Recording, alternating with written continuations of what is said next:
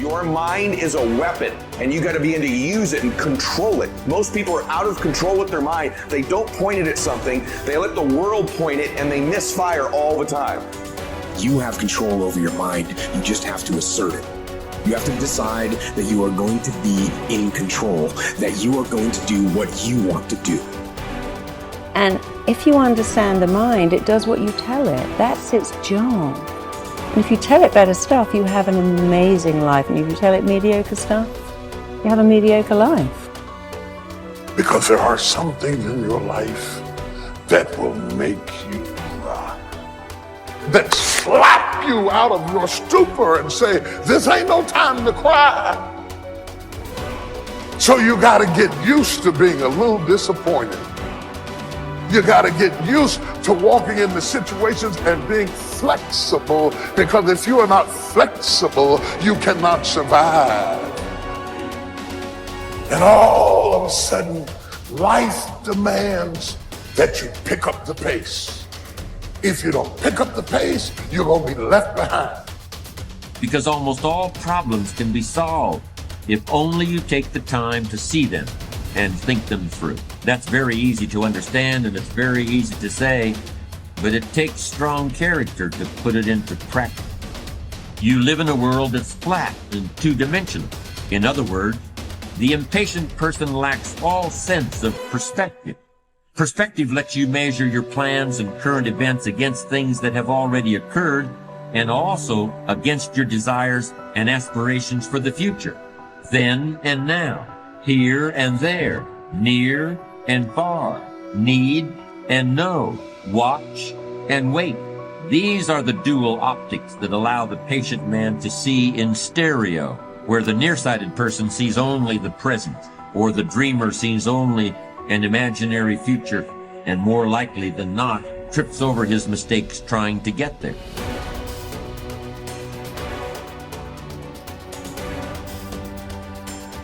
Why is it that most people don't pursue their dreams or don't do better than what they're doing if they're capable of doing it? I think that many of us don't go the next step because we don't know what to do yet. And I say that the reason that we don't even explore the possibility of what to do is because subconsciously we don't believe that it can happen for us, and we don't believe that we deserve it. So here's what I'm suggesting. How much time do you spend working on you? How much time do you spend every day working on your dream? In the last 90 days, how many books have you read? In the last year, what new skill or knowledge have you acquired? What kind of investment have you made in you? So I'm saying that as you begin to look at where you want to go, if you want to make it today, and things are changing so fast you have to literally run to stand still, I'm saying that you've got to make some conscious effort to begin to work to develop you. See, it's out here in the universe. If you don't take the plunge, I guarantee you, somebody else will. Take the plunge.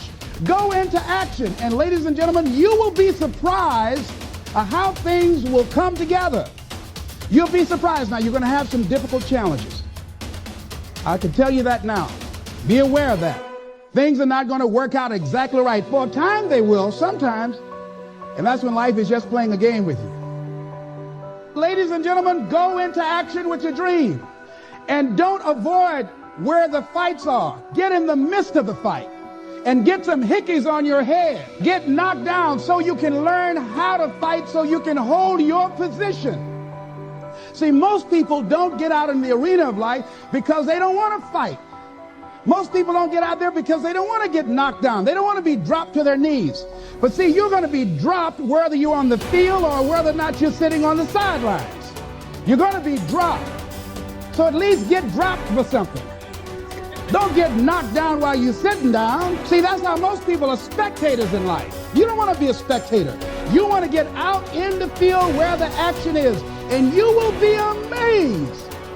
After the struggle, there will be a calm period and things will begin to click for you. What would your life be like? And I'm saying to you that all of us who have been entombed by fear have the capacity to resurrect ourselves. Is it easy? No. It's not easy. Can I do it? Yes. What's one of the ways to get started? Some of us need somebody to hold our hands. Sometimes we need somebody to help us out. Be willing to say, I don't know. Be willing to reach out. Be willing to get some assistance to take you to the next level. One great athlete, you never expect boxers to make profound statements. I think it was Joe Frazier who said this one. He says, all of us are like the blind man at some point in our lives standing on the corner, waiting for somebody to lead us across. See, all of us at some point in our lives need some help, need someone to reach out to us, to throw out the lifeline, to help us go across some treacherous waters that we couldn't navigate by ourselves. None of us do it by ourselves. All of us at some point in our lives. We need that kind of help. We need that kind of assistance because we grow from the people we have in our lives that can enrich our lives personally, professionally, spiritually, and all the dimensions of our lives. We don't grow in a vacuum. So as you look at yourself, what are the fears you have that maybe you need some help in strengthening yourself in that area? As you assess your strengths and your weaknesses, as you begin to approve yourself and your passions and your dreams and your goals and the things that you want, if you decide to experience all of your true potential, as you decide to manifest all of your greatness, as you decide, wait a minute, what else is available to me out here if I decided to experience the fear of rejection, the fear of no, the fear of failure, the fear of standing by myself? What else is available? Of taking a chance, a fear of losing it all. What else is available to me that will bring some extra meaning and value?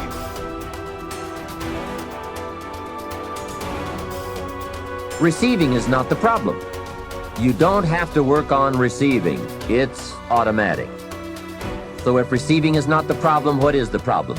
It's failing to ask. The man says, I see it now. I got up every day this year and hit it hard, but nowhere in my house is there a list of what I want from my life. Can you see?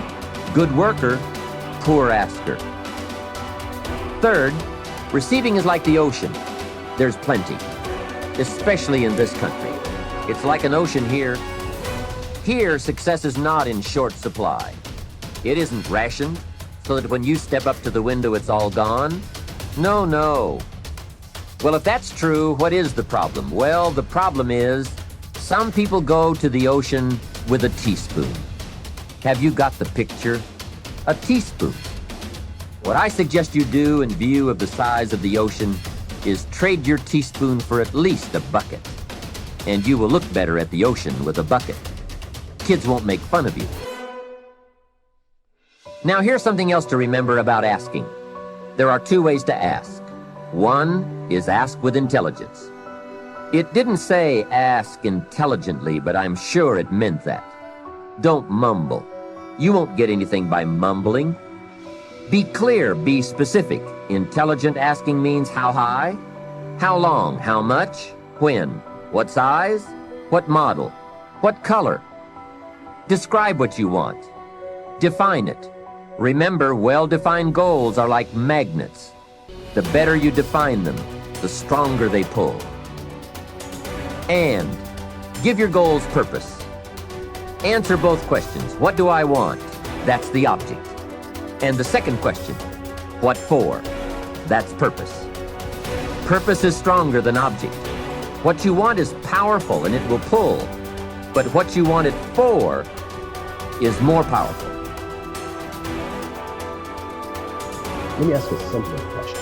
What makes you happy? The thing that makes us happy are the things that we're passionate about. I really like, and when they say that, their face lights up. Then why don't you do more of that? Well, I can't because, then you don't want to be great. You're not ready to be great. You want to be good. You want to be okay. But you don't want to be great. Because great takes work. Great takes a level of discipline that is distraction-free. All it takes is somebody wanting to take a step. And there are certain things that a lot of people in this world are sitting there thinking in their mind, and they're just not gonna do. Like, I used to always try to pull a lot of people and be like, you know what, you can do this. But the people that hear that motivation over and over again, sometimes they take that step. Some people just have it in them. Early, it just starts. And they just get in the muscle memory of just doing things. And if you fail, so what? You know, you start over, you do it again. But most people, that fear of failure is the thing that I think prevents them from like really being successful. And then also it's like a lot of other things that are just difficult to do. You know, when you tell people the answer to success, it's a lot of hard stuff. You got to work hard, right? Nobody wants to hear that. Everybody wants a shortcut, you know? Some people understand that. They appreciate the progress, you know? If you tell people right now, hey, if you want to lose this many pounds, this is what you got to do. There's no short solution. What do I think of people that say, find your passion? I will say they mean very well, but they don't understand what passion actually is. So I think because a rare breed of individual develops a passion when they're young, they then mistake it for, I found my passion, but that's not really true. Every day you just get up and I don't fear anything, but I worry about everything. And the day you stop worrying in good times, the paddle will get you behind. And so as great as things are in life, I know you're only a few steps or a few incidents away from something bad happening. Never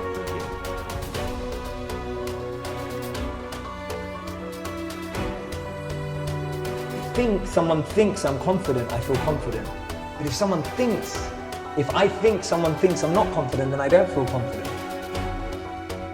That people are so far removed from their own understanding of themselves that they were either lost living a life they didn't want to, lost living up to someone else's expectations, or lost becoming someone to impress someone else. And so people were their real identity is almost buried under 6 feet of multiple identities they've created. I tell you, in order to have something different, you are going to have to do something different. In order to have something more, you have to do something you haven't done yet. And when you look up, and you don't have to have a magnificent change over 12 months, have a small change over 30 days, and then a small change over 30 days, your breakthrough will come in needlepoint moves. And you'll look up in 5 years and not recognize your life.